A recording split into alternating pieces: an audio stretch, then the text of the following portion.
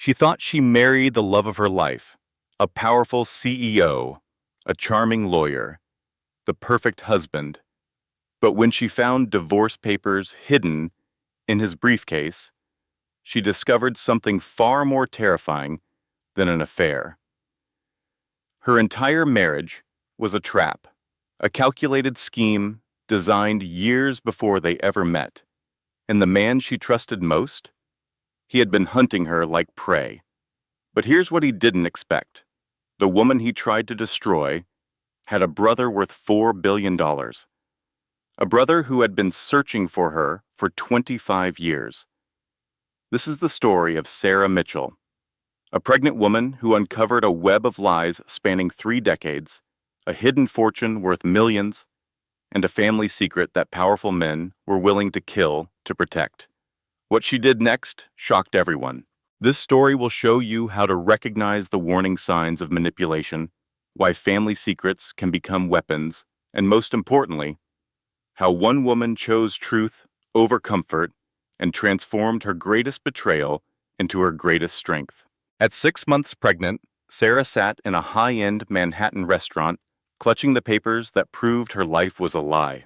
Across the table, her husband Richard, a powerful CEO, cut his steak with chilling precision. "Keep your voice down, Sarah.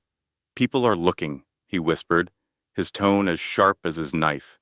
She ignored him, her voice trembling as she held up the documents she found in his briefcase.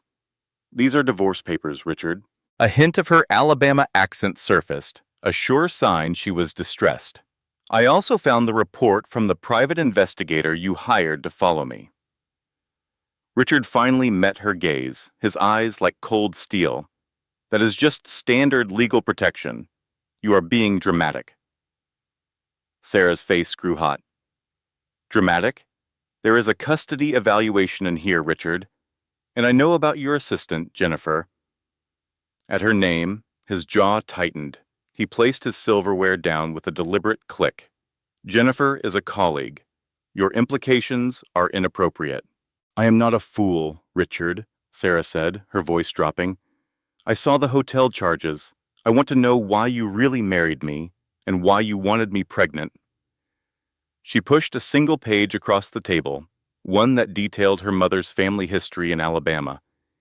It was the page that made her feel sick. Richard's face lost all its color as he looked at it. His confident mask finally slipped. "Where did you find this saw?" he demanded. "In your briefcase, with everything else." A strange sense of calm washed over Sarah. "I want the truth." The silence between them was tense enough to break. Richard's voice became dangerously low. "The truth? You are an ungrateful woman who has no idea how good her life is. Without me, you would still be teaching 3rd grade in some forgotten town." He laughed, but there was no humor in it. "You want honesty? This marriage was never a fairy tale. You were a project, Sarah." The words felt like a punch to the gut. The baby kicked, as if sensing her panic. "What does that mean?" she asked. "It means," he said, "that I know exactly what you are worth. And it has nothing to do with your Southern charm." For the first time, she saw the real man she had married. He was not a charming lawyer, but a cold-hearted businessman. "This is about money," she said, the realization dawning on her. "Everything is about money, Sarah. A concept you have never had to worry about. But that is about to change." "Are you threatening me?" Richard leaned back, his smug smile returning. "I am explaining your reality. You sign the papers, take the settlement, and raise our child. If you fight me, you will learn how ugly a divorce can get, especially when we discuss your mental stability." Mental stability? Pregnancy hormones? Paranoid accusations? "It paints a very troubling picture for a single mother," he said coldly. She knew this was not just a divorce. It was a war for her child, designed to trap her completely. Then a detail from the file clicked into place. "The investigator's report," she said suddenly. "It focuses on my mother's maiden name. Why?" Richard's composure wavered. "Standard background check." We were together for 2 years before we got married. You met my family, she pushed back. My mother died when I was 17. Her family was never in my life. So, why do you care about the Blackstone name? At the name Blackstone, Richard froze. Sarah saw real fear in his eyes for the very first time. He reached across the table and grabbed her wrist, his grip painfully tight. Listen to me. There are things about your family you do not understand. You will sign those papers and forget about this. She struggled against his grip. You are hurting me.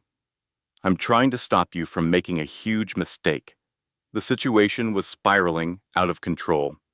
She felt a fire ignite inside her, burning away years of feeling small and dismissed. Let go of me, Richard. Not until you promise to stop digging. No, she said, her voice clear and strong. My family is my concern. Your family is me and our baby. Nothing else. My family is not you, she declared, her voice ringing through the restaurant. And I am not your property. The slap was so fast she never saw it coming. The sharp crack silenced the entire dining room. Her cheeks stung, and she could taste blood. In the sudden, complete silence, every eye in the room turned to their table. Her private life had just become a public spectacle. Ma'am, are you okay? A waiter was standing at her side. He was tall, maybe in his late 30s, with kind green eyes that seemed strangely familiar. His warm voice made her want to break down and cry. I am fine, she whispered, though it was obviously a lie. The waiter looked at Richard with pure disgust. Sir, I am going to have to ask you to leave. This is a private discussion, Richard snapped, but his voice had lost its power. Not anymore, the waiter said calmly but firmly. Security is on their way. Richard looked around at the 50 strangers staring at him, his carefully built reputation shattering. This is not over, Sarah, he snarled as he stood. He threw his napkin down and stormed out, leaving her alone in a sea of curious faces. The waiter returned. Can I get you some ice for that? He asked gently. Sarah could only nod, unable to speak. He took Richard's empty seat without an invitation. I know this is forward, he began, but you should not be alone right now, and you definitely should not drive. Sarah accepted the ice pack he offered. I will call a cab, she said, her voice trembling. What is your name? He looked at her intently. Sarah Mitchell, she answered, then corrected herself. Well, Sarah Wheeler Mitchell. I am not sure what my name is anymore. At the name Wheeler, the waiter's expression changed. Wheeler, he said slowly, from Alabama? Sarah stared at him. How did you know that? He pointed to her face. Your accent and... This might sound odd, but did you ever live in a town called Fairfield? A chill went down her spine. Who are you? Instead of answering, he handed her a business card. She read the words, and her world spun. Blackstone Holdings, Marcus Blackstone, Chief Executive Officer. The name was like a punch to the gut. Blackstone. It was the same name from Richard's secret files, the one that had made her husband's face turn pale with fear. I do not understand, Sarah whispered. Marcus Blackstone looked at her with piercing green eyes that felt strangely familiar. His voice was soft. I think you do, Sarah. I think you have always felt like a piece of you was missing. Sarah stared at the man who was supposedly a billionaire, but had just been serving her wine. He knew her hometown, her maiden name, and he looked at her as if he had been searching for her his entire life. Who are you? She asked again, her voice barely a whisper. I am your brother, Marcus said, plainly. And I have been looking for you for 25 years. Hours later, in her cold, empty apartment, Sarah stared at the card. The ice pack had melted, but the impossible words of the man claiming to be her brother were branded in her mind. She had typed Marcus Blackstone's name into her computer the moment she got home. The search results made her collapse into a leather chair. Forbes magazine listed him as the 38th richest person in America, with a net worth of $4.2 billion. His tech empire spanned 3 continents. Photos showed a man with her green eyes and their mother's determined jaw, commanding boardrooms and giving speeches. But in every picture, she saw something else in his eyes, a look of someone who had everything but was still searching for one specific thing. Her laptop was open to an interview from 2019. In it, he talked about growing up in foster care in Alabama after his mother vanished when he was 13. He spoke about overcoming abandonment and using that pain to fuel his success. I learned early that the people who are supposed to love you can leave, he said in the interview. But I also learned that love is not about blood. It is about choosing to show up for people. Sarah thought back to when she was 17 and her mother died. Her stepfather, Tom, had called it a tragic car accident. 6 months later, they moved to New York, and he legally changed her name from Blackstone Wheeler to just Wheeler. He said it was for a fresh start. Now she wondered what he was really hiding. The apartment suddenly felt like a stage, and all the expensive furniture Richard had picked out felt like a costume she was desperate to remove. Her phone buzzed. It was a text from Richard. "We need to talk. This does not have to be difficult." She deleted the message without a second thought. Then she dialed the number on Marcus's card. He answered immediately, as if he had been waiting by the phone. "Sarah, I need to ask you something," she said, skipping any pleasantries. "Do you remember a little girl who used to read under an oak tree behind a blue house on Maple Street?" There was a long pause. When Marcus finally spoke, his voice was thick with emotion. "You had a book about a princess who saved herself. You read it so many times the cover fell off." Sarah closed her eyes, the memory flooding back. She was 7 or 8 years old, and a teenage boy would sometimes bring her lemonade. Her mother had called him her guardian angel. "That was you," she said, tears welling in her eyes. "That was me," he confirmed. "I always checked on you after my shift at the grocery store." "Why did no one ever tell me?" she asked. "Mom made everyone promise to protect you," Marcus explained gently. "Our mother? Your father. My father was a violent man, and she was terrified he would find us and use you to hurt her. After she died, your stepfather honored that promise. Tom Wheeler is a good man, Sarah. He moved you across the country and changed your name because he was genuinely afraid for you." Sarah thought of her kind but distant stepfather, who had always seemed to keep her at arm's length. It was not grief, it was fear. "Where is your father now?" she asked. "Our father," Marcus corrected her. "He is serving a life sentence for murder. He has been in prison for 8 years. The words were like a splash of ice water. "This is insane," she said out loud. "This morning, I was a wife and a new mother. Tonight, my husband is planning to ruin me for reasons tied to a family I never knew I had. And my long-lost brother is one of the richest men in the world." Marcus let out a dry laugh. "Life has a way of revealing everything all at once. The question is, what are you going to do now?" Sarah looked around the penthouse that had never felt like a home. She thought about Richard's threats and the bruises on her wrist. "I want to understand what is happening to me." "Are you ready for some difficult conversations?" Marcus asked. "More difficult than learning my entire life is a lie?" "You would be surprised," he said. "Can you meet me tomorrow?" "My office at 10 in the morning." A wave of fear washed over her. What if Richard finds out? Marcus's voice turned firm. "Sarah, I have built this company for 15 years. If I cannot protect my own sister from one bully in a suit, then I am not the man people think I am." For the first time in a very long time, she felt safe. "Okay," she agreed.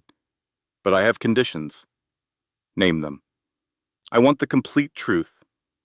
About our mother, your father, and why Richard is so terrified of the Blackstone name. No more lies. Agreed, he said without hesitation. And I want to know what this means for my baby. I will not let my child be used as a pawn in Richard's games. Marcus's voice was a solemn vow. Sarah, I give you my word. Your child will grow up safe, loved, and free from the shadows of our parents. Family protects family. After the call, Sarah sat in the dark and thought about the woman she was this morning versus the woman she was becoming. The change felt like shedding a skin that never fit. She opened her laptop one more time. She searched for a connection between her husband's company, Mitchell Industries, and Blackstone Holdings. What she found made her blood run cold. For 3 years, Richard's law firm had been systematically attacking Marcus's companies with lawsuits and complaints, all designed to bleed him dry and ruin his reputation. It was not business. It was personal. Sarah realized Richard had been fighting a secret war against Marcus for years. All his late nights and hushed phone calls were not for their future, but to ruin her brother's life. The baby kicked, and she rested a hand on her stomach. She whispered, "Don't you worry, your Uncle Marcus will help us." For the first time, that felt like a real promise. The next morning, a gray rain fell over Manhattan. Sarah looked up at the Blackstone building on Fifth Avenue, its top floors vanishing into the clouds. The 91 stories of steel and glass felt like a world she never belonged to.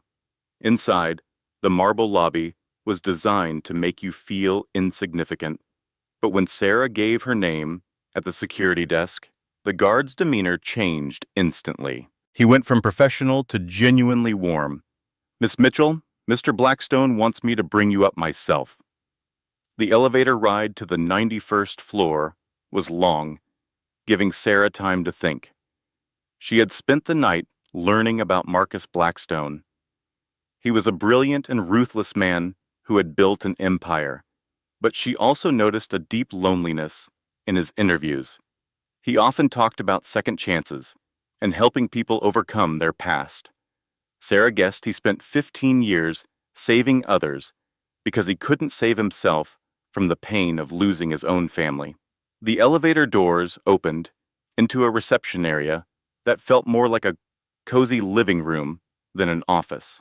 There were books on the walls instead of awards. A woman in her 50s stood up from a beautiful antique desk. "Miss Mitchell, I am Helen, Mr. Blackstone's assistant. He is ready for you." Marcus's office had stunning floor-to-ceiling windows overlooking Central Park, but what Sarah noticed most were the personal touches, like family photos and a well-used leather reading chair. Marcus was looking out at the park. When he turned around, his eyes reminded her so much of their mother. "Thank you for coming," he said. She replied, "Thank you for telling me the truth, or at least some of it." He pointed to 2 chairs near the window. A folder sat on the table between them, holding the rest of her story. "Coffee? Water?" he offered. "Actually, I want to start with this," Sarah said. She pulled out an old photograph from her jewelry box. It showed a young woman holding a toddler with a little boy standing beside them. "This is the only picture I have of our mother with both of us." Marcus took the photo, his hands shaking slightly. "I remember this day," he said softly.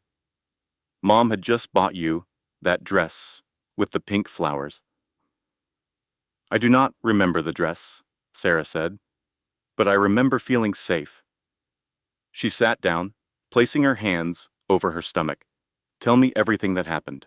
He was quiet for a moment, tracing the edge of the picture. "Our father, Victor Blackstone, was a troubled man. He was a violent alcoholic who could not keep a job." He continued, "Mom tried to make it work, but by the time I was 10, she was planning for us to escape." "Both of us, Sarah?" Sarah asked. "Yes, that was the plan. But Victor found out." Sarah's chest grew tight. What did he do? He beat me so badly I was in the hospital for a week. He told Mom that if she ever tried to leave with us, he would end all of our lives. Victor did not see family. He saw property. He believed we belonged to him. Sarah thought of Richard's cold threats about custody. The methods were different, but the mindset was the same. So, Mom saved one of us, instead of losing us both, Sarah said. Marcus nodded. She made the hardest choice a parent could make. She took you and ran, promising to come back for me.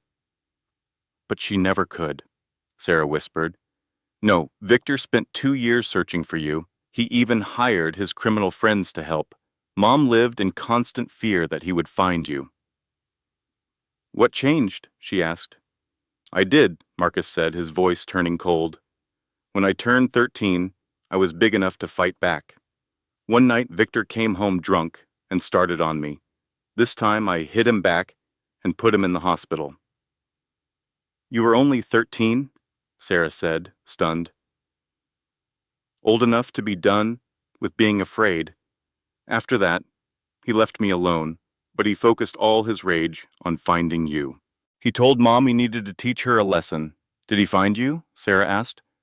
Not Mom, but he found information on your stepfather, Tom Wheeler. Tom called Mom in a panic, saying someone was asking questions at your school. A chill ran down Sarah's spine. What did she do? She made another impossible choice. She told Tom to take you and disappear, change your name, move across the country, and cut all ties. She explained that if Victor found you, he would use you to hurt her, and then he would get rid of all of you. Tom truly loved you, so he agreed. He gave you a new life where Victor Blackstone could never find you. What about you and Mom? Sarah asked, tears in her eyes. We decided it was safest for me to go into foster care. The plan was for Mom to stay hidden until Victor gave up, but that never happened. He was arrested for assault 6 months later, then again for robbery. For the next 4 years, he was in and out of prison, always threatening to find you. Then, when you were 17, Mom died in a car accident. Sudden and tragic. The way Marcus said it made Sarah look at him. You do not believe it was an accident. No, Mom was exhausted from 5 years of hiding, of being separated from her children. I think she was rushing to meet someone who claimed to have information about Victor. I believe someone set her up. I have never been able to prove it, but her accident was just too convenient. Sarah felt sick. You think our father had her killed? Our father, Marcus corrected her. And yes, I think it is possible. He never acted surprised she died right when she was trying to find us. The baby kicked hard, and Sarah gasped. Are you okay? Marcus asked, alarmed. Just processing that my mother might have been murdered by the man who hunted me like an animal. Marcus took her hand. Sarah, you need to understand. Victor cannot hurt you now. He is serving life without parole. He has no contacts, and he does not know where you are. You are safe. But Richard knows who I am, she whispered, which leads to the question that has kept me up for 3 years, Marcus said. How does your husband know our family secrets? Sarah thought about the investigator's report and Richard's strange reaction to the Blackstone name. I think, she said slowly, that my marriage was never about love. It was always about access to something. Marcus opened a folder and slid a document toward her. Blackstone Holdings has a unique structure, he said. I included a rule that would allow any direct blood relative to claim a significant stake if they met certain conditions. What kind of conditions? Sarah asked, her heart sinking. Marriage, children, proof of a genetic relationship. It was meant to protect our family, to make sure money could never separate us the way poverty did. Sarah stared at the document as a horrible understanding began to dawn. Richard married me because he thought he could get your money through our child. I think someone told him that marrying a Blackstone heir would pay off. Marcus replied. The real question is who. Sarah remembered how Richard had always been generous with money, but controlling with everything else, insisting on handling all their legal affairs. He was playing a long game, she said. Years of investing in a relationship that he thought would make him rich. Very rich, Marcus confirmed. Community property laws would have given him access to hundreds of millions of dollars.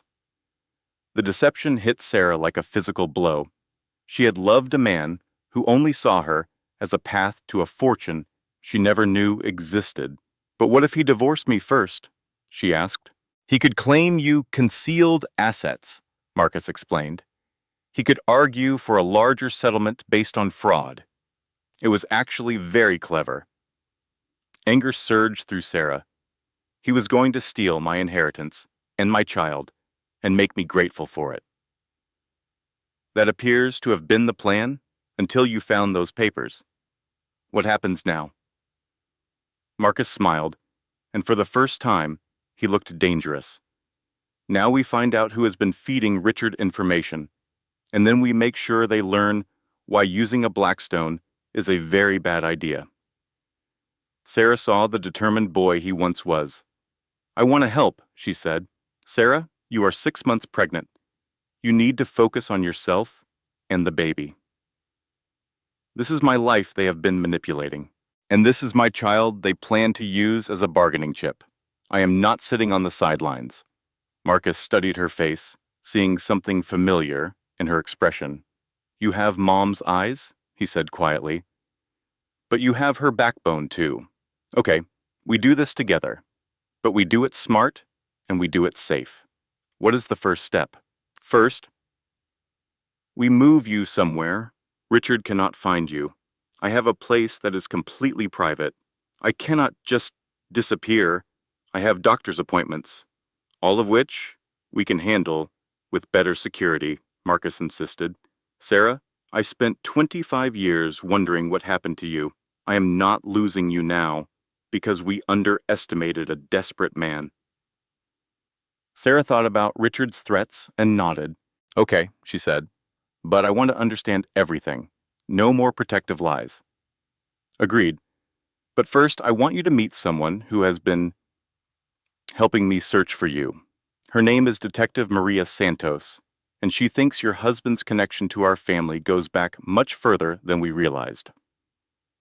As if summoned, the office door opened. A woman in her 40s entered, carrying a thick file and an expression that promised bad news. Miss Mitchell, she said, her voice grave, we need to talk. Detective Maria Santos had the kind of presence that made people confess things they never planned to say.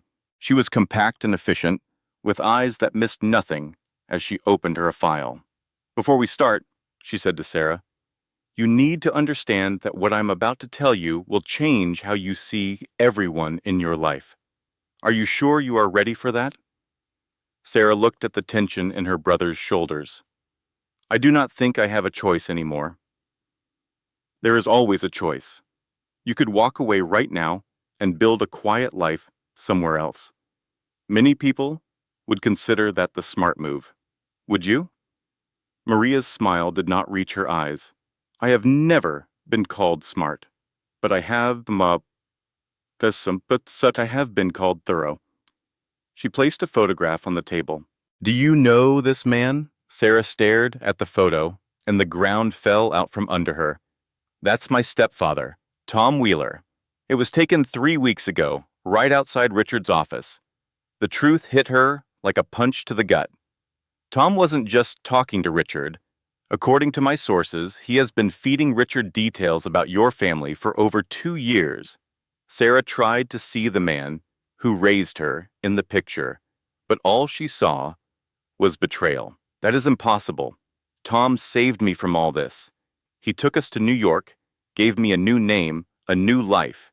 He did, Maria said, and he has been scared to death ever since that he made a mistake. Marcus leaned in. What kind of mistake? Tom has carried the guilt of your mother's death for 25 years.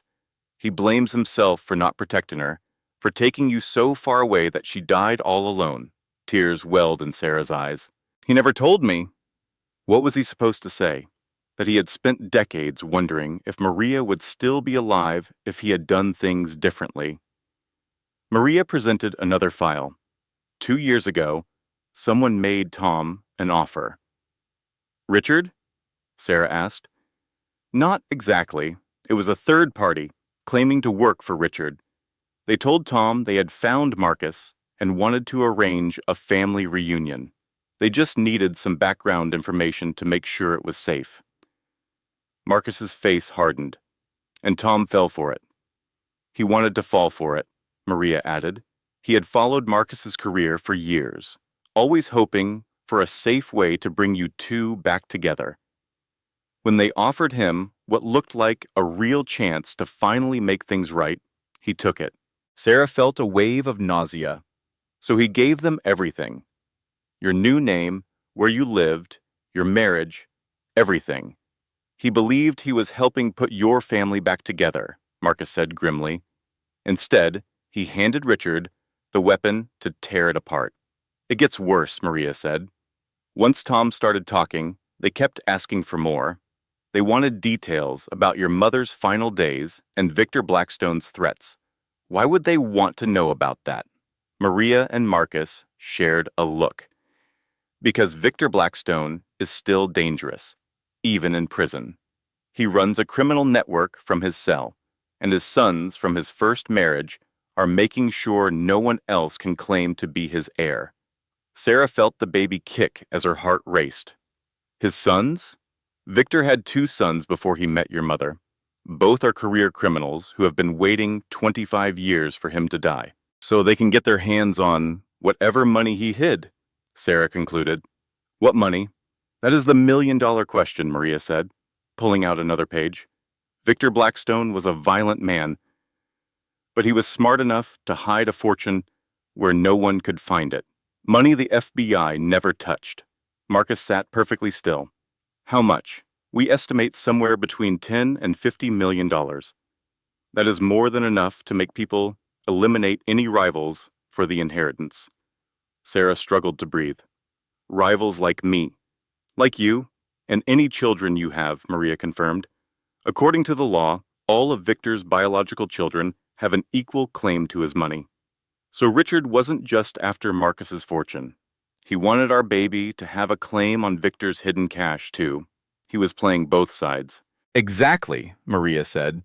Marry you to get access to Marcus's clean money, then use his own child's bloodline to claim a piece of Victor's dirty money. Sarah saw her own terror, mirrored in Marcus's eyes. How many people are after us? At the very least, Victor's 2 sons and their crew, Richard, and anyone Victor owes money to. The scale of it all was dizzying. Sarah thought she was just dealing with a cheating husband. Instead, she was trapped in a criminal plot spanning generations, with millions of dollars and murderers involved. What about Tom? She asked. Tom is filled with regret and is completely terrified, Maria answered. He realized what he had done and tried to stop. But it was too late. They have enough on him to ruin his life if he stops helping them. We have to do something. We will, Marcus promised. But our first job is to keep you safe. If Victor's sons find out Richard's plan is failing, they will look for other solutions. Other solutions? Maria and Marcus exchanged another glance, and Sarah knew there was more.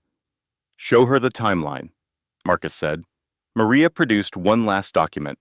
It showed important dates from their family's past, next to some strange coincidences. I do not get it. Your mother's car accident was 2 days after Victor's last appeal was rejected, Maria pointed out.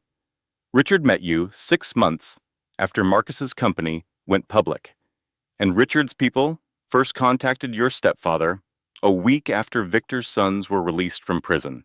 You believe this was all planned for years? I believe this was planned from the day your mother died, Marcus said. Victor's sons have been watching us for decades, waiting for their chance. Richard was either in the right place at the right time to help, or he has been working for them from the start. We are still trying to figure that out, Maria added. The deception was overwhelming. So everyone has been lying to me?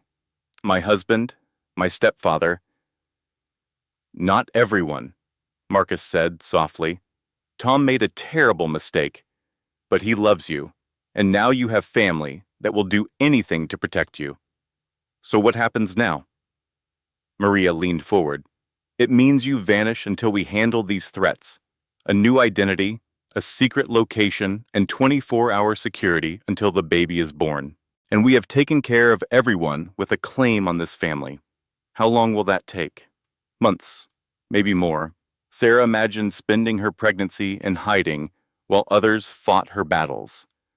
Part of her wanted it, but another part hated it. What if I do not want to disappear? What if I want to fight?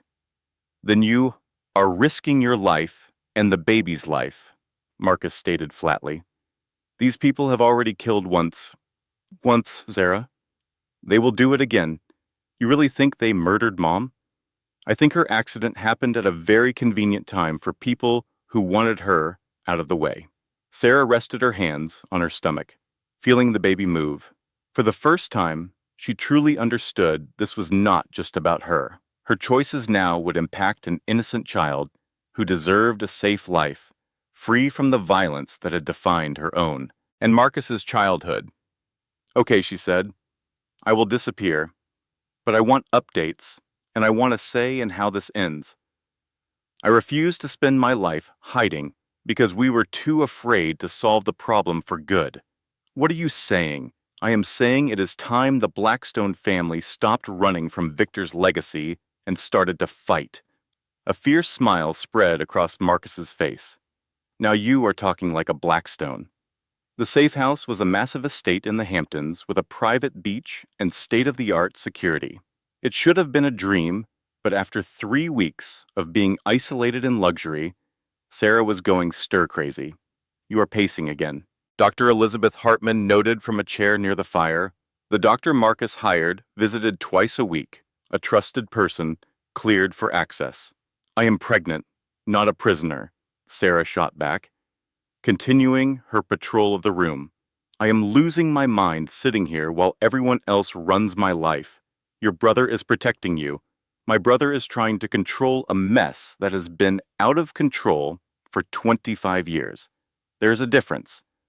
Dr. Hartman set her chart aside and gave Sarah a look that felt like a diagnosis. Tell me about the nightmares. Sarah stopped walking. For weeks, she had the same dream of her mother driving in a storm, calling her name as the car spun out of control. They are just dreams, she said, just anxiety. Trauma can manifest in many ways, especially during pregnancy, Dr. Hartman said. The hormonal changes and emotional upheaval create a perfect storm. You think I am having a breakdown? I think you are having that a completely normal response to learning your entire life has been built on lies. The question is whether you will let that trauma define your future, or if you will take control of your own narrative. Sarah sank into the chair, finally admitting her exhaustion.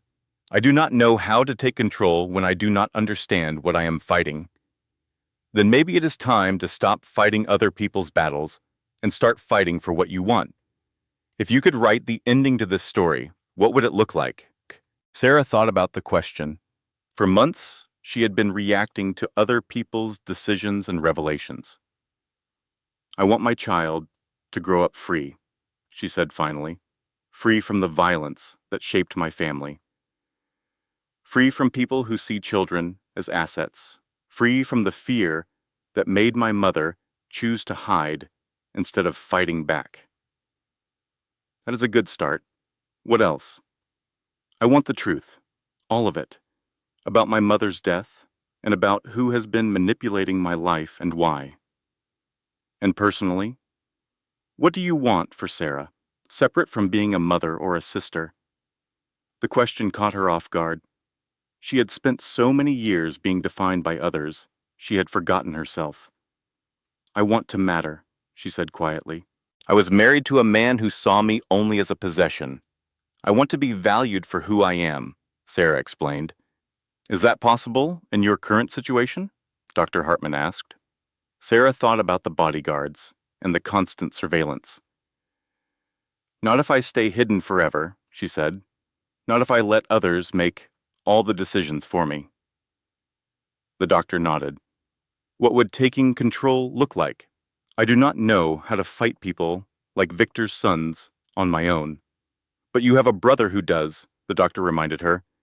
The question is, do you want to be a partner in that fight, or just a bystander? Just then, her phone buzzed. It was Marcus. His voice sounded strained, which immediately put her on high alert. Sarah, we need to talk. Can Dr. Hartman stay on the line for this? Maria has new information about Richard, Marcus said, his voice grim over the phone. He told Sarah to put him on speaker so Dr. Hartman could hear. We know why he's been so confident. He's building a case to have you declared mentally incompetent.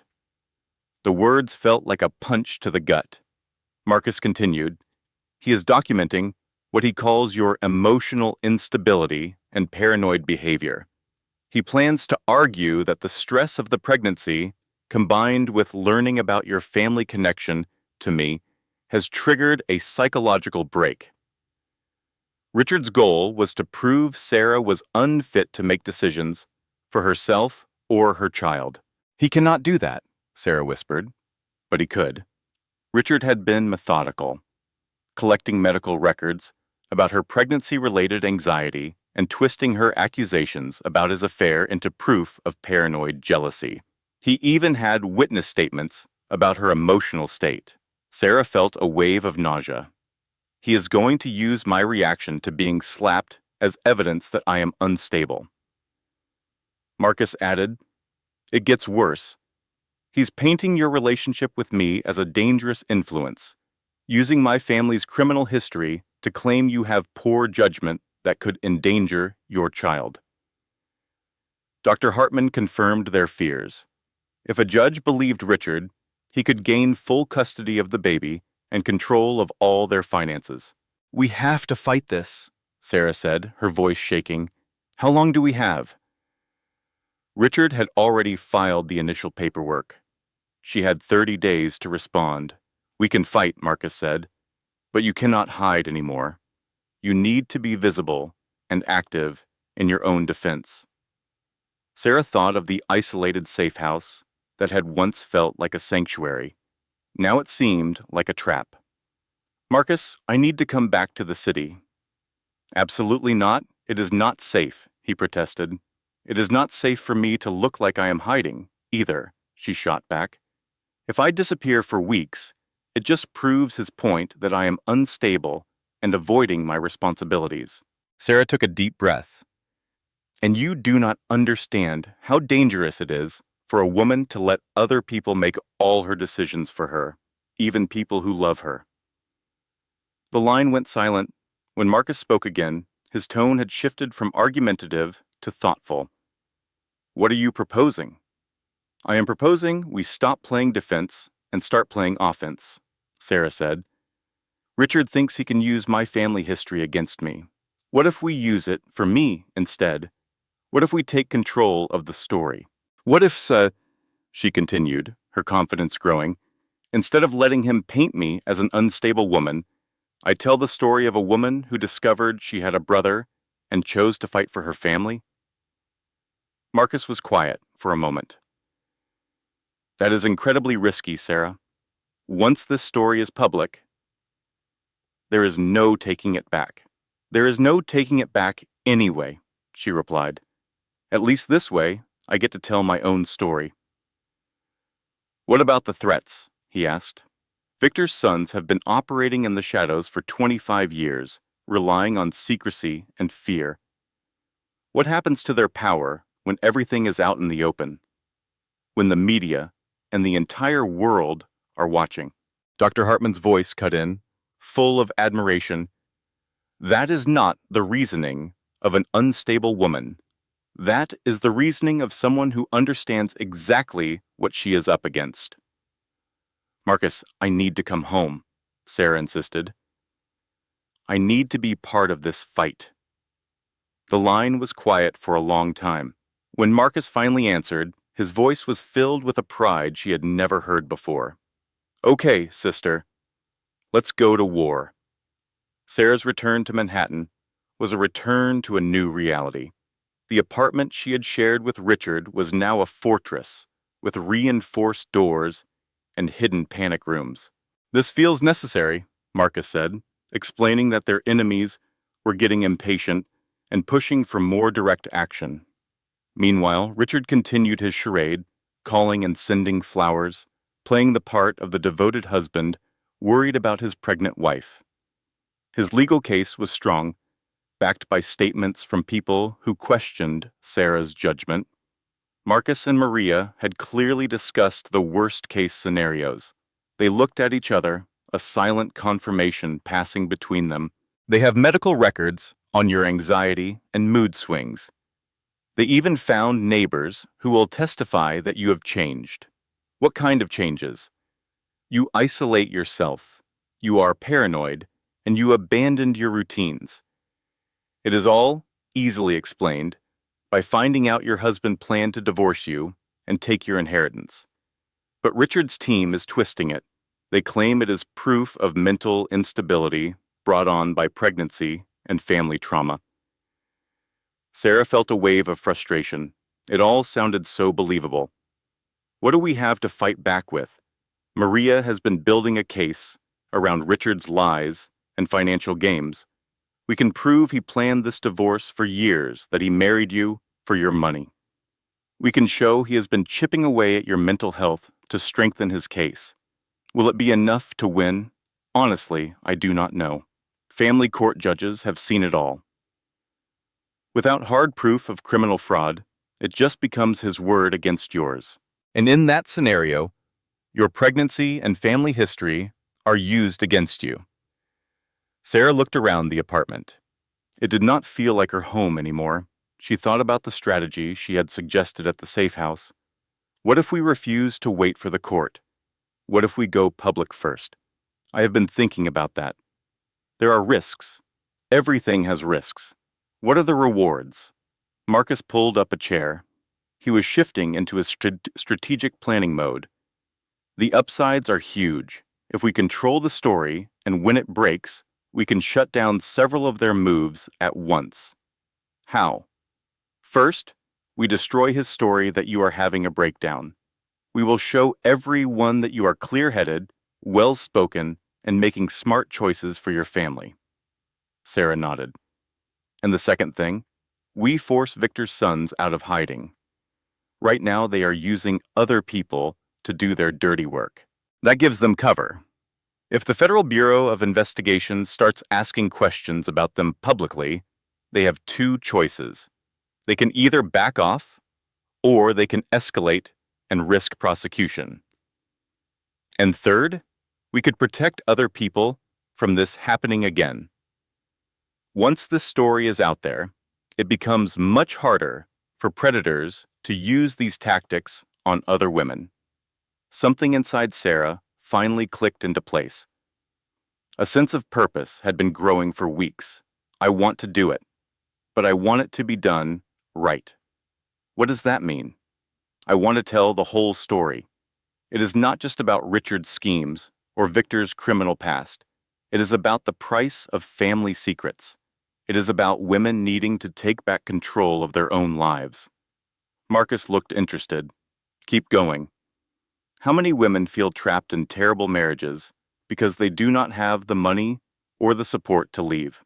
How many families fall apart over secrets meant to protect them? You want to make this about more than just us.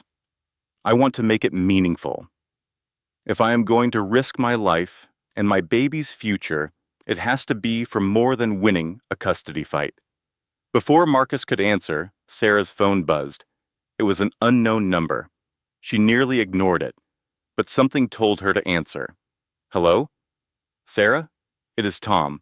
Her stepfather's voice sounded old and weak. thinner than she remembered. A storm of love, anger, and sadness washed over her. He was the man who raised her, but he had also betrayed her. Tom, where are you? Somewhere safe, I hope. I have to see you, Sarah.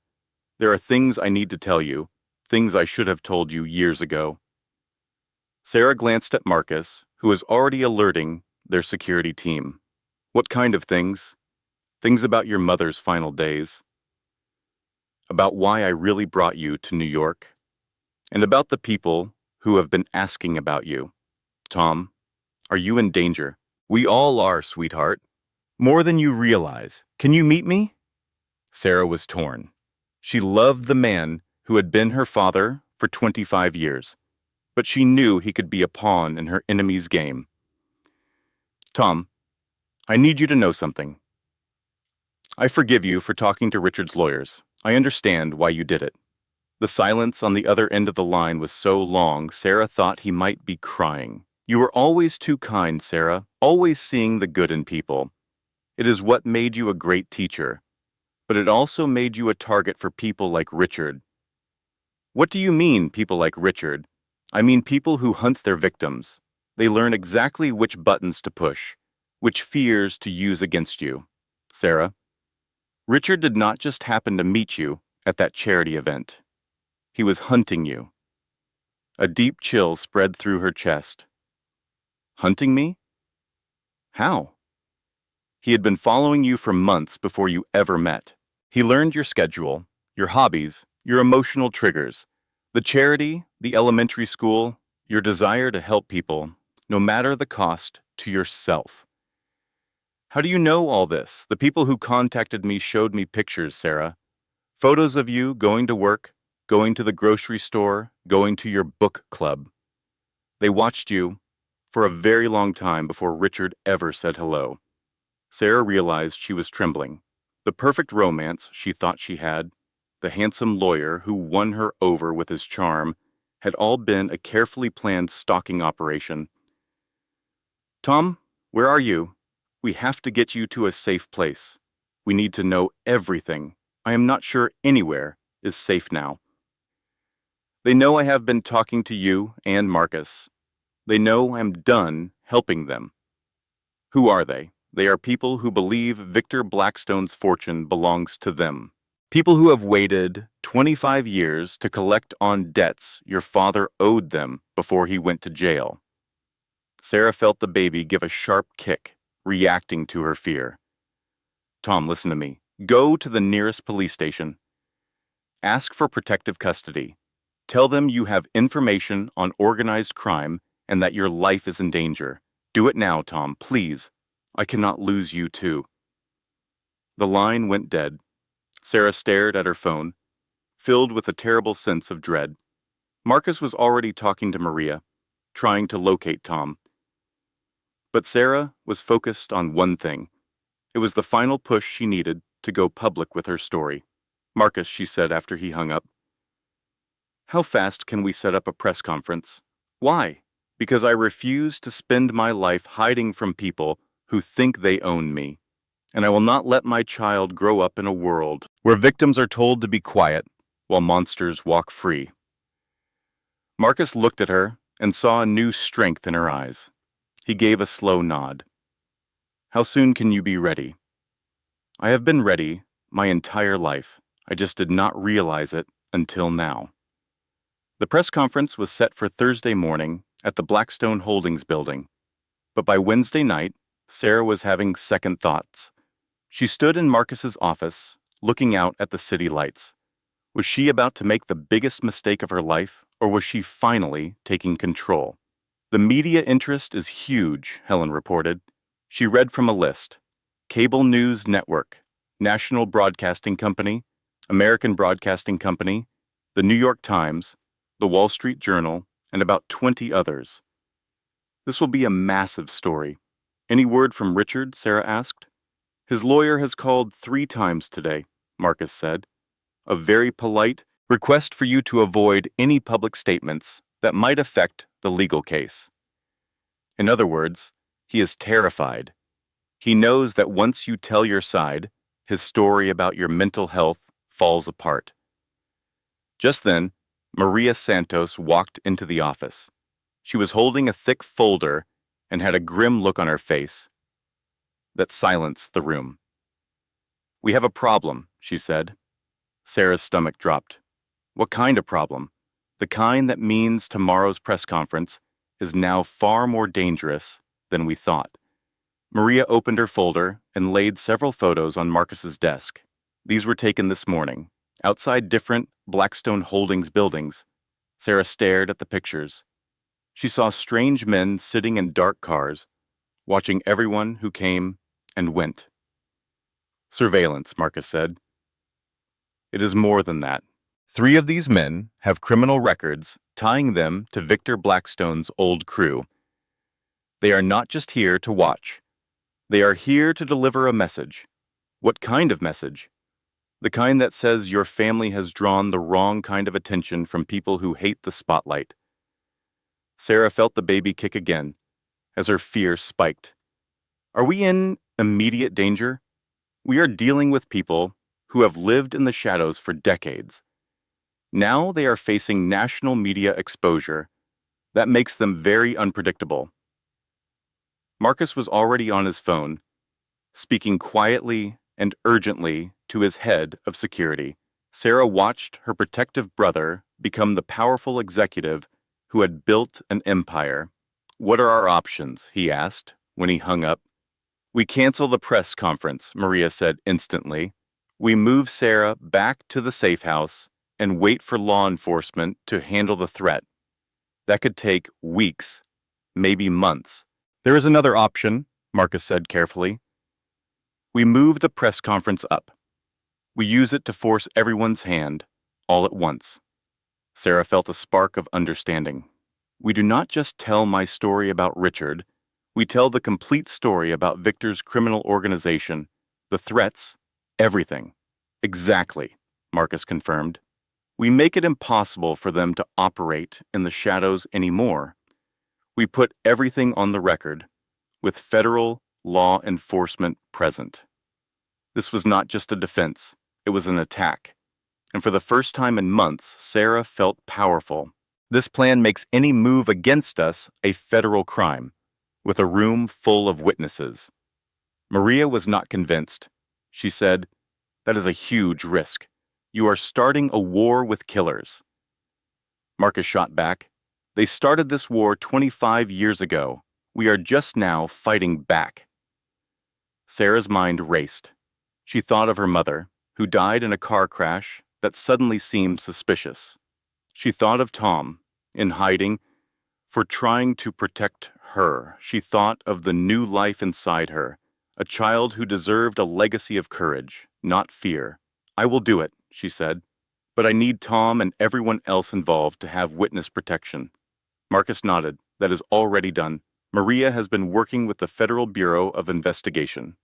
They have been after Victor for years and are thrilled to finally have witnesses. And Richard? Richard is about to become a minor detail in a much bigger story.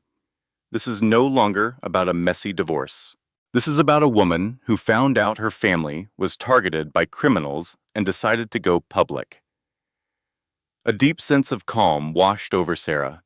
It was the same feeling she got in her classroom when dealing with a tough situation. Sometimes you just have to face a problem head-on with the truth. "When do we write my statement?" "We already started," Marcus said, holding up a notepad full of ideas. "But the final words have to be yours. It must be your story told your way." For the next 4 hours, Sarah worked with them. She needed to balance legal facts with raw emotion. She had to expose the manipulation she suffered without playing the victim. She had to show the danger without sounding unstable. Maria explained, "You need to sound like you were taking control of your story, not like you have lost control." "What if I have lost control?" "Then you fake it until you make it," Maria replied. "The only other choice is to let them write your story forever." Sarah thought about who she was 6 months ago. She was always agreeable, always letting Richard decide everything. That woman felt like a complete stranger to her now. As they finished the draft, she said to Marcus, "I have been wondering why Victor's sons took so long to make a move. They could have come for his money years ago, or even come after you. Why target me now?" Marcus looked at her. "What is your theory?" "I think they had to be certain Victor was never getting out of prison. They could not challenge him while he might be released. But now something must have changed. Victor's last appeal was denied 6 months ago. After 25 years, they finally know he is going to die in prison. This means they can start plotting to take over his empire, but first, they have to get rid of any other potential heirs. That means you and your baby." Sarah rested a hand on her stomach, feeling the steady beat of her child's heart. This fight was always coming. Richard simply gave them a convenient excuse to start it. So stopping him does not stop the real threat. No, but exposing the real threat takes care of Richard and protects anyone else they might target. Marcus smiled, a fierce pride in his eyes. "You know what I realized tonight? You have stopped thinking like the hunted. You have started thinking like the hunter." Sarah knew he was right. The web of lies that had shaped her life had transformed her from prey into predator. Is that good or bad? It is survival, and it is the only thing that will keep you and your baby safe. Sarah looked out at the city, at all the people whose lives were about to change because of her story. "Marcus, what if this does not work? What if going public just paints an even bigger target on our backs? Then we will face what comes next together as a family. We will face it in the light, not hiding in the shadows anymore. Promise me something. Promise me that tomorrow we stop letting fear make our decisions. We stop letting their violence control us." Marcus took her hand, his grip firm and warm. "I promise. But you have to promise me something too." "What is it?" "Promise that if this gets too dangerous, if the threats get to be too much, you will let me take you and the baby somewhere safe while we finish this." Sarah saw the same protective fire in her brother's eyes that must have driven their mother 25 years ago. "I promise to always put my baby's safety first, but I will not promise to hide while other people fight my battles. Those days are over." Marcus nodded, accepting her terms. "Then let us go make some history." Thursday morning was gray and cold. A drizzling rain made Manhattan look like a movie scene. Sarah stared at her reflection in the office bathroom. Was the woman looking back brave enough for this? At 8 months pregnant, she felt the weight of the world on her shoulders. But she saw a new determination in her eyes, a strength that was not there 6 months ago. The press conference was set for 10 a.m. The conference room was buzzing, filled with cameras, microphones, and enough security to protect a president. Through the walls, Sarah could hear the low hum of reporters and police finding their seats. "You do not have to do this," Marcus said for the 10th time. "We can still call it off, and I can spend the rest of my life wondering if I was brave enough to fight for my family." Sarah shook her head. "Number 1, I am done letting other people decide my future." Just then, Maria Santos appeared in the doorway, holding a tablet. Her expression was serious. "We just heard from the FBI," she said. "Victor's sons made contact. They want to negotiate." Sarah's heart hammered against her ribs. "Negotiate what?" "They are making an offer. They will leave you alone permanently. In exchange, you make a public statement giving up any claim to Victor Blackstone's money. You also have to agree to never investigate your mother's death." "Absolutely not," Marcus snapped. "It is not his decision," Sarah said, looking at Maria. "What exactly is the offer?" "They will stop all surveillance and intimidation. They will not interfere with your divorce. They guarantee your child will never be threatened. And in return, I give up the right to know how my mother died and any inheritance from a man I never met? Essentially, yes. Sarah thought about the offer. She saw the appeal, but she also saw the trap. What happens if I take the deal and later decide I want the truth? Then the deal is void, and we are right back here. So they want me to promise to never seek answers. And they want my unborn child bound by that same promise. That is how I see it. A wave of anger washed over Sarah. They want me to choose ignorance and fear, just like my mother did. They want me to pass down that legacy of secrets to my child. Marcus moved closer. Sarah, you have to think about this. This offer means safety for you and the baby. This offer is the exact kind of thinking that got our family into this mess. How many more generations have to sacrifice the truth for a false sense of safety? Maria stepped between them, seeing the rising tension. There is something else, she said. The FBI thinks this offer means Victor's sons are scared. They are more worried about public exposure than we thought. They would not be negotiating if they thought they could survive the fallout. So, we have more leverage than we knew. The threats against you are real, but so is their fear of a federal investigation. Sarah's decision was instant and clear. I am not taking their deal. I will not trade my right to the truth for their promise to stop terrorizing me. And I will not teach my child that the way to deal with bullies is to give them what they want. Sarah, Marcus began, no. I have listened to everyone. I have weighed all the risks. My choice is made. We are holding this press conference, and we are telling the entire truth. Before anyone could reply, there was a knock on the door. Helen peeked in, looking flustered. Miss Mitchell, someone is here to see you.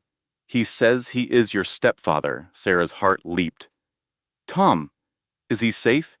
He has an FBI escort, but he is asking to speak with you privately before you begin.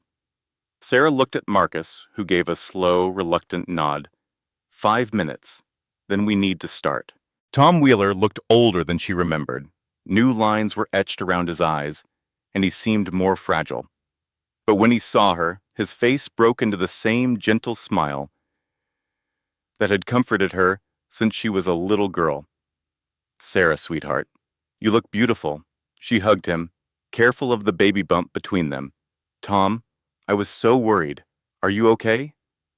I am safe now, thanks to your brother, but I had to see you before you did this. I need to tell you some things that might change your mind. What kind of things?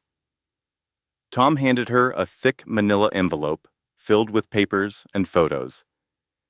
Things I should have told you years ago, but I was too scared and ashamed. Sarah opened it and saw pictures of her mother she had never seen before, a young, confident Maria Blackstone. She was laughing, standing next to a man Sarah did not recognize. Who is this? That is your mother with Detective James Morrison. He was the police officer investigating Victor's crimes when they met. He was the one who helped her plan your escape from Alabama. Sarah stared at the photo. She saw a look on her mother's face she had never seen in her few childhood pictures. Mom looks happy. She was. For the first time in years, she had hoped that Victor could be stopped by the law. She hoped she could get both of her children to safety. What happened? Detective Morrison was killed in what the police called a robbery gone wrong. Case closed. But Maria never believed it. A cold dread spread through Sarah's chest. She thought Victor had him killed. She was positive, and she was terrified that anyone else who tried to help her would end up the same way. Tom showed her another document, this one on official Alabama State Police letterhead. This is Detective Morrison's last report on Victor's organization. He was going to present it to a federal grand jury the week he died. Sarah scanned the pages. They mentioned money laundering, drug trafficking, and a criminal network bigger than she could have imagined. Tom, why are you showing me this now? Because Detective Morrison had a partner who has been unofficially investigating this case for 25 years, Agent Patricia Collins. She is now a senior investigator at the FBI and she is here. She is downstairs with the other agents. Sarah, she has waited 25 years for someone in your family to come forward and help her finish what Detective Morrison started. Sarah began to tremble. You are saying that telling my story today is not just about protecting myself. This is for Detective Morrison and all the other victims. Your mother would be so proud of you. Sometimes the most dangerous path is the one you have to take. Sarah looked at the photos, seeing her mother not as a victim, but as a fighter. Tom, I have to ask you something. I need the absolute truth. Anything. Do you think Mom's car crash was an accident? Tom was silent for a long time, the weight of 25 years on his face. No, sweetheart, I do not. I think your mother was killed because she would not stop fighting for you. The truth hit Sarah hard, but it did not shatter her. It forged her resolve into steel. Then it is time to finish what she started. Sarah stood, her hand on her stomach. She looked at Tom with a fire in her eyes that was just like her mother's. Let us show the world what happens when you mess with a Blackstone woman. The conference room at Blackstone Holdings looked like a courtroom. Cameras were pointed at a podium, and the chairs were filled with reporters and federal agents. Sarah stood there looking at the people who would share her story with millions, and felt completely calm. Good morning, she started, her voice strong and clear. My name is Sarah Wheeler Mitchell. 6 months ago, I thought I knew who I was. I was a former teacher, married to a great lawyer, living a good life, and expecting a baby. Today, I am here to talk about the gap between the life you believe you are living and the one that is actually real. She paused. I am here to discuss lies, financial control, and how women are often treated like property instead of people. I am here to talk about family secrets that were meant to protect, but only created pain. I want to talk about the courage it takes to choose truth when it is not safe. Sarah looked right at the camera, thinking of all the women who might see themselves in her story. But most of all, I am here to show what happens when you stop letting other people tell your story and you start telling it yourself. For the next 30 minutes, she told them everything, the lies from Richard, her connection to Marcus, and the threats from Victor's network. I want to be very clear about one thing, she said. As she finished her statement, her voice was steady. I am not here for your pity. I am here as a woman who discovered the people she trusted most were lying to her and who chose to fight back. The questions that followed were tough, but Sarah found that speaking her truth was surprisingly freeing. The real impact came in the following days. Within 48 hours, Richard's law firm had fired him. The case against Sarah was quietly dropped, and Richard filed for a simple, uncontested divorce. He was trying to minimize the damage, knowing his manipulation tactics were now a matter of public record. What about the threats from Victor's sons? Sarah asked. Complete silence, Maria told her. They know there is too much attention on them now. Just then, Marcus walked in with a large folder. The FBI investigation has enough to bring federal charges against 12 people in Victor's organization, including his sons. He paused. They even found financial records linking Victor to the man who killed Detective Morrison. Tears welled in Sarah's eyes. My mother was right. She was murdered for protecting us. She was murdered for refusing to let violent men control her family's future, Marcus corrected gently. And because she fought back, we can finally get justice. Victor would die in prison, his legacy in ruins. Thinking of her mother, a woman in a photograph, who died trying to protect her children, Sarah knew what she needed to do. I want to start a foundation, she said suddenly. I want to use my inheritance from Victor's assets and whatever I get from Richard to help other women escape manipulative relationships. I want to turn this entire nightmare into something good. She would call it the Maria Morrison Foundation, to honor both women, their fight for truth, and the idea that no one should have to choose between safety and honesty. 6 weeks later, Sarah gave birth to a daughter, Maria Rose. Marcus was in the delivery room, crying harder than the baby, completely transformed. She's a Blackstone, Sarah said, exhausted but triumphant. She is going to change the world. The foundation's first meeting took place in the same conference room where Sarah had told her story. 30 women attended, all survivors, all ready to rebuild their lives on a foundation of truth. With little Maria asleep in her carrier, Sarah addressed the group.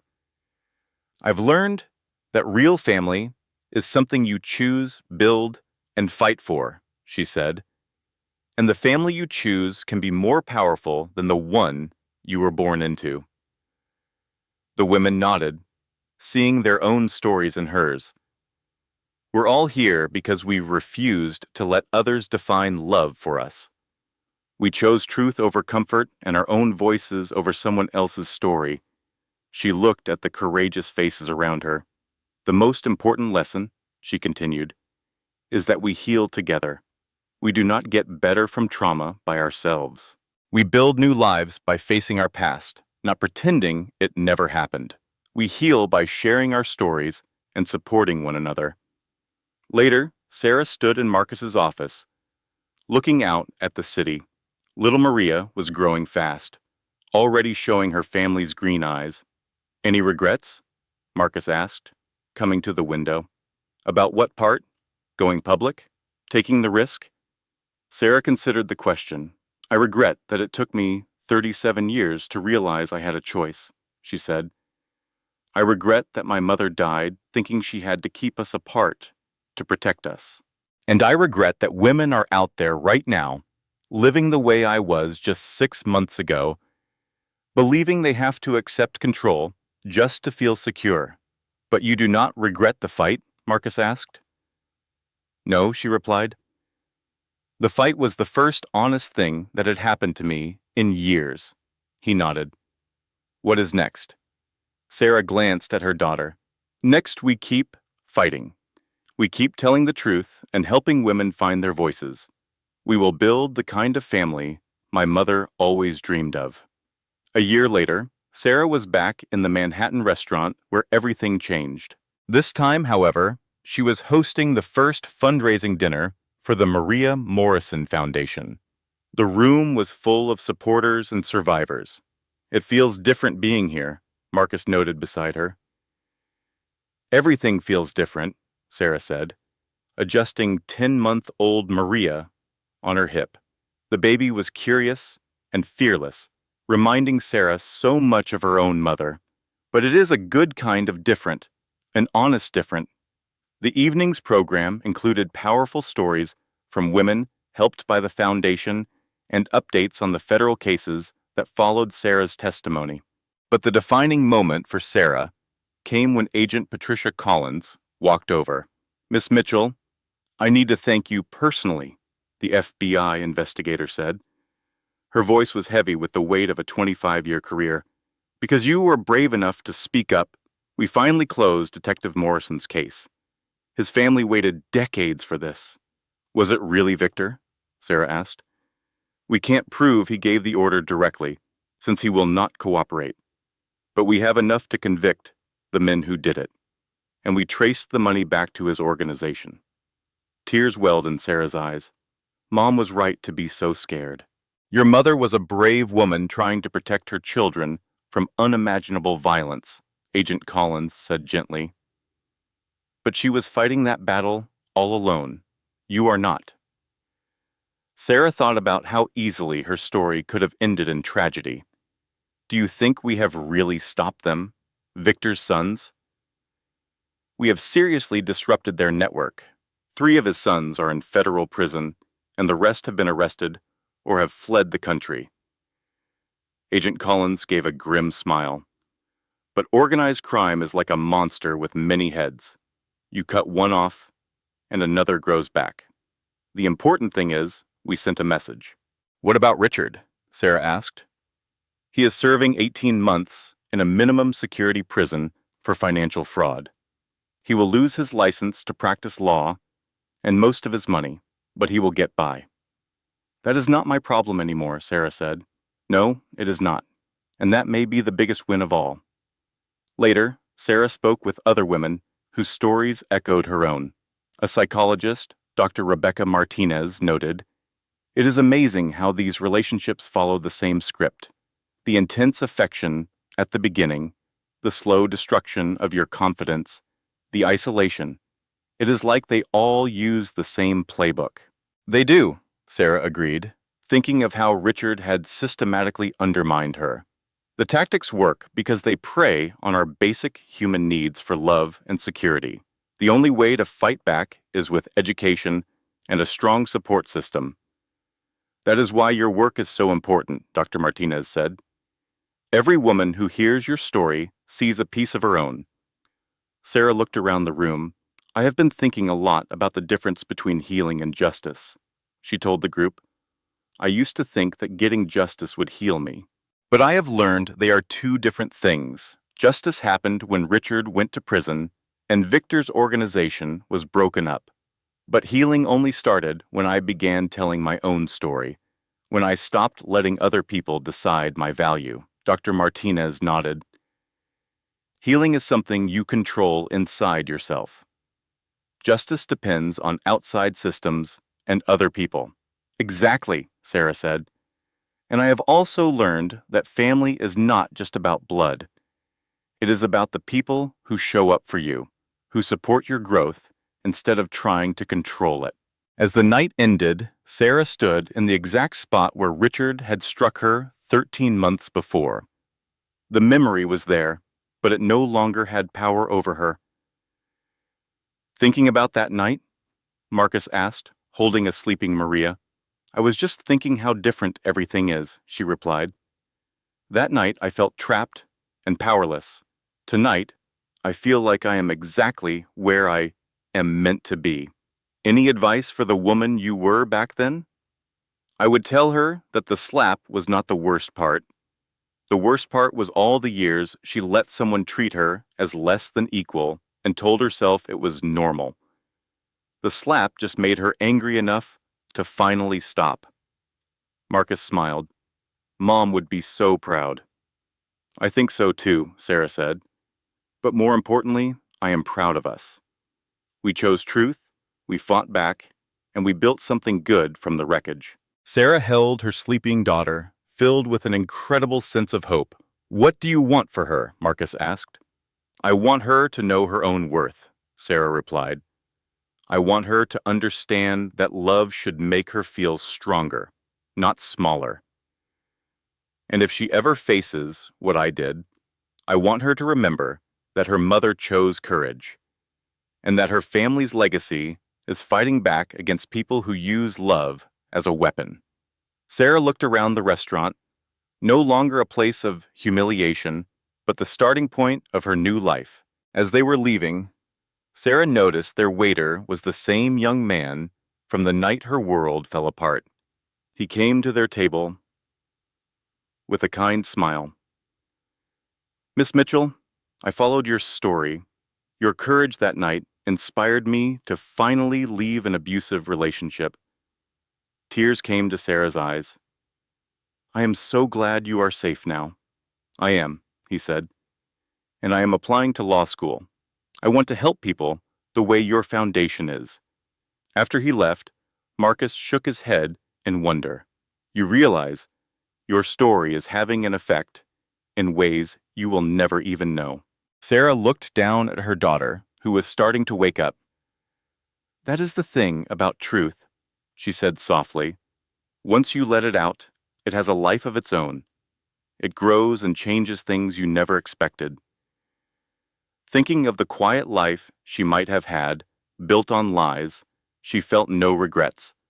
She had lost a false marriage, but gained a true family. She had given up the illusion of safety for the reality of strength. Most importantly, she had learned that love was not something that happens to you, but something you choose to build, one honest action at a time. The rain had stopped. The city sparkled with light as Sarah walked toward her new life, her brother beside her and her future in her arms. She had learned to transform her pain into a powerful purpose, and her silence into a voice that would help other women find their own. Sarah Wheeler, Mitchell Blackstone, had come full circle, but this time, the circle was wider and stronger, built on a foundation of truth that could withstand any storm. Sarah's journey teaches us something powerful. Love should make you feel stronger, not smaller. The people who truly care about you will never use your trust as a weapon against you. If this story touched your heart, or if you know someone who needs to hear it, please hit that like button, share it with them, and subscribe to our channel so you never miss another story that could change a life. Drop a comment below. What would you have done in Sarah's situation? This content was carefully researched, developed, and manually edited by our team to deliver meaningful lessons and inspiration to our audience.